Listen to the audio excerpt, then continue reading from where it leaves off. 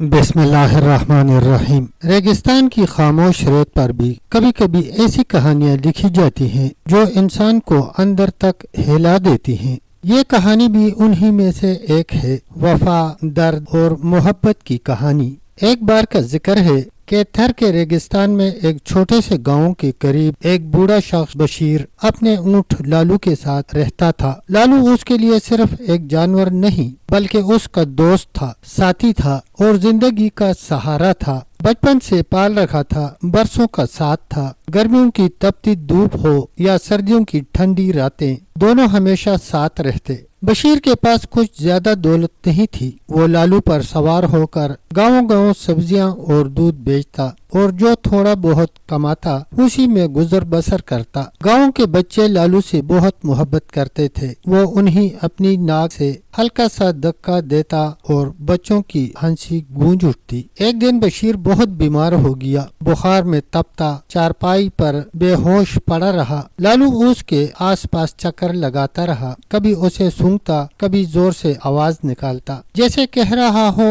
اٹھو، ہمیں جانا ہے، کام کرنا ہے، مگر بشیر نہ اٹھا۔ پڑوسیوں نے اسے اسپتال لے جانے کی کوشش کی لیکن کوئی سواری نہ ملی۔ تب لالو خود چارپائی کے پاس بیٹھ گیا جیسے کہ اپنے مالک کو اٹھانے کی ضد کر رہا ہو۔ جب کچھ نہ ہوا تو لالو نے کھانے پینے سے انکار کر دیا۔ 3 دن تک اس نے کچھ نہ کھایا، کچھ نہ پیا، بس بشیر کی بند آنکھوں کو تکتے جا رہا تھا۔ چوتھے دن بشیر کا انتقال ہو گیا۔ جب اسے دفنانے کے لیے لے جایا جا رہا تھا تو لالو بھی پیچھے پیچھے چل رہا تھا، سر جھکائے آہستہ آہستہ۔ جنازے کے بعد لالو اس کی قبر کے پاس بیٹھ گیا اور وہیں بیٹھا رہا۔ دنوں، ہفتوں لوگ اسے کھانے کو لاتے، پانی رکھتے، مگر لالو نے بس آنکھوں سے نمی ٹپکائی اور قبر پر اپنی تھوتنی رکھ کر سسکتا رہا۔ کچھ دن بعد لالو کی بھی موت ہو گئی۔ اس کی موت پر پورا گاؤں رو پڑا۔ بچوں نے اسے وفا کا پیکر کہا۔ گاؤں کے بزرگ کہتے ہیں کہ محبت اور وفاداری کا جو سبق لالو نے دیا وہ شاید انسان بھی نہ دے سکے۔